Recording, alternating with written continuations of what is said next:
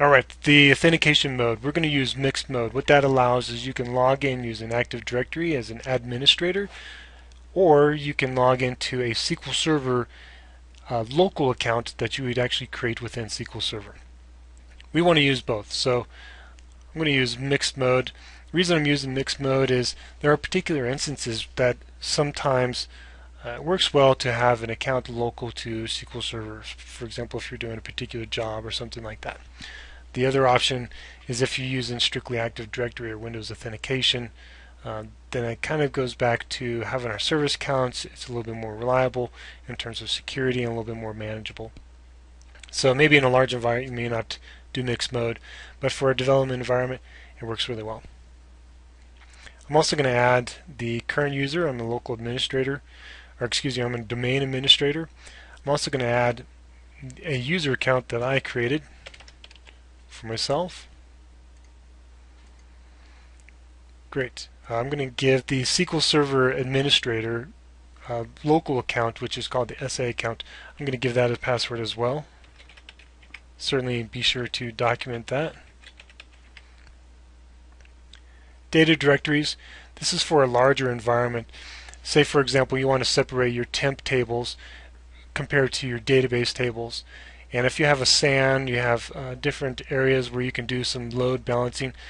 Biggest drawback about a nice database system is disk IOs. And if you have a lot of disk IOs, that's going to really slow down your system. There's other performance options that you can perform. One big thing out of the gates is managing your disk IOs, and that's why it gives you the option to change your data directories. Something to think about: we have user databases, our temp database, and our backup database. Backup database is probably, or excuse me, the backup directory, that's geared more for storage capacity, things like that. Thinking about these, think about performance, not necessarily in terms of space, size, things of that nature. This is geared to accelerate your environment. File stream, we're not going to get into that. That's a little bit beyond the scope here. So we'll continue with our server configuration. We've added ourselves as a domain administrator with mixed mode, and we've given a password and documented our local SQL Server SA account.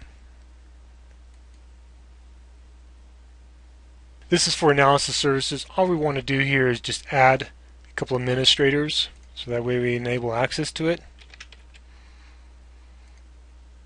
So currently, again, I'm logged in as the domain administrator. I'm adding myself, who is also a domain administrator, but make this specific to your environment. Data directories, same scenario. You're thinking about performance. You want to do some separation there.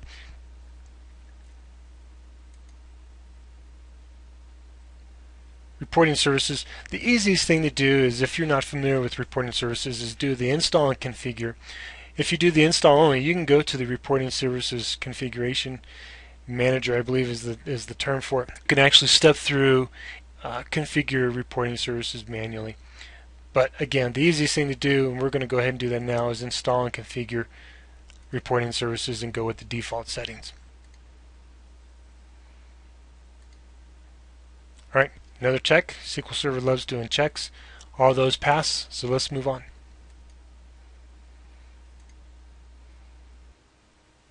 Okay, the installation is complete.